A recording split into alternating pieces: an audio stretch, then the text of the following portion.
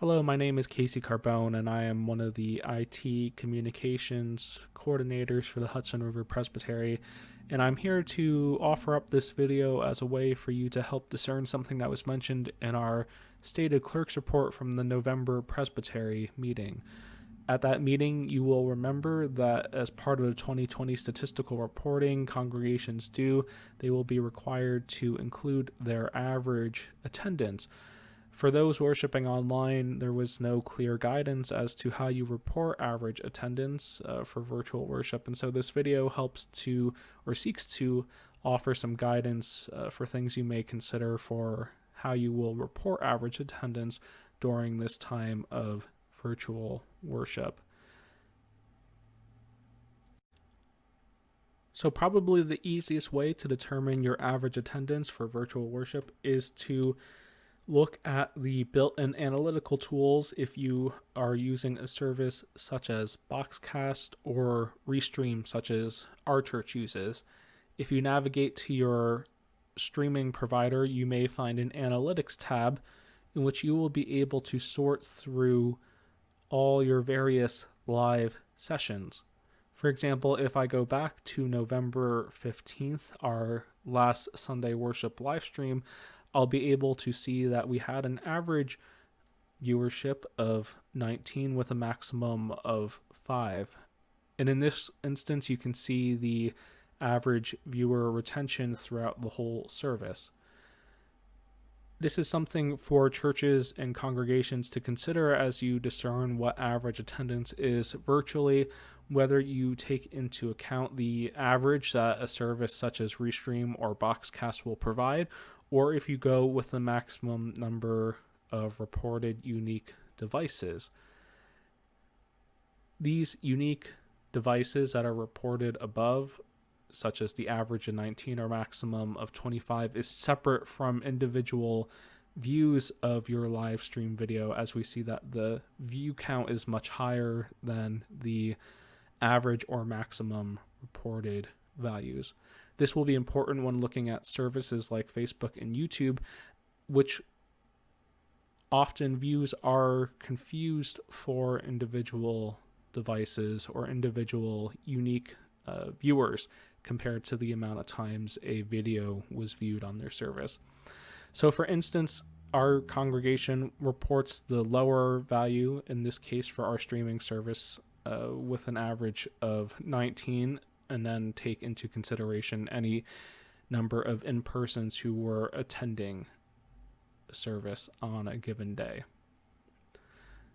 So again, this is an easy way to look at your average worship attendance virtually if you use a third-party streaming platform such as Restream or Boxcast or anything that is similar to those platforms. If you live stream or premiere videos on a platform such as YouTube,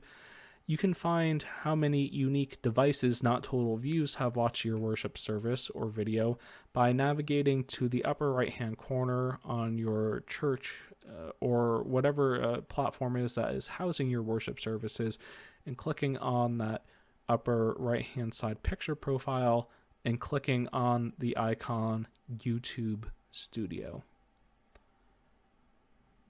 Once you click on YouTube Studio, you should be brought to your channel's dashboard, in which then you will want to navigate to Content, which you can find on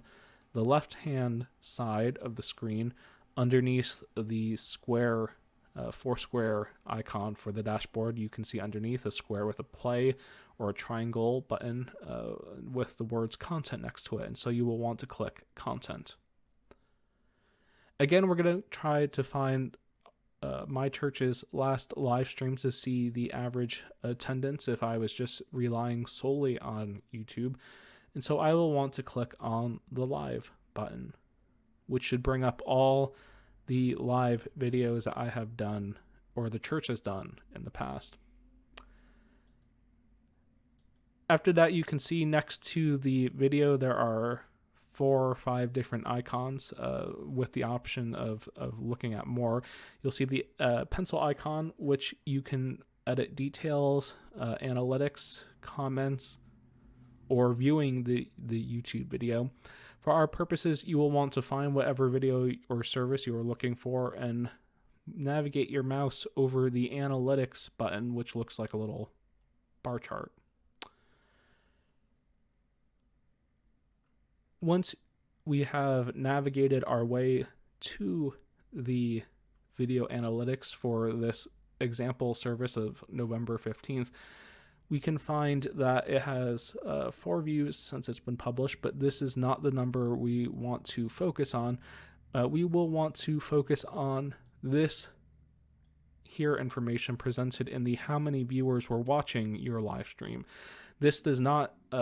take into consideration, as you saw, the number of people who have watched the service in the past, but this takes into account all the number of people who are watching live on the service when it was premiered or live streamed, depending on your current situation. So as you can see, the peak concurrent viewers YouTube tells me that I have is 15, and I can take 15 as the maximum value or try to average out these numbers. You may find it easier to take the peak concurrent viewers if you're relying solely on YouTube, as you can see for our service, for example, starts at 0 and works its way up, due to the fact that our service begins with 10 minutes of sort of a gathering music, and so our numbers don't really reach what they would normally be until services really begin. So that is something for you to consider. And once again, if you are using YouTube as your main platform for premiering or live streaming videos, this is the number you will want to pay attention to if you are trying to discern number of viewers or unique devices that are watching your services at a given time if you are using the platform YouTube. If Facebook is your current platform of choice for live streaming or premiering worship videos, you will want to navigate to your church's Facebook page and make sure that you are a manager or editor or admin, or that you have some kind of page role that will enable you to look at the insights section of your Facebook page. Most devices at this point have been upgraded to the newer version of Facebook, and so if you were to open Facebook and navigate to your church's page, you should find on the left-hand side the ability to look at insights, which looks like a little graph with dots and lines. And so we will want to click on the insights button. Once you click on the insights button, you will be presented with a whole bunch of graphs and numbers, which at this point we do not need to pay attention to. But we will want to scroll down in order to find the section where we can look at our 5 most recent posts. Depending on when you go to look at the attendance for your live stream, your Sunday service may appear here, and it may not. If it does not appear in this section, you can move your mouse down under your 5 most recent posts section to click See All Posts. At this point, you can see that we can find all the videos or Facebook posts in general that we have published. And once again, we are going to use the November 15th Sunday service as an example, and we will hover our mouse over the post and click. Now, Facebook will offer a very similar statistic number that YouTube does, and we can find that at the peak of the live premiere or broadcast of this service, we had 11 live viewers. And similar to YouTube and Restream, the other service, we can find that it offers a bar graph to show when people were coming in and out of the service.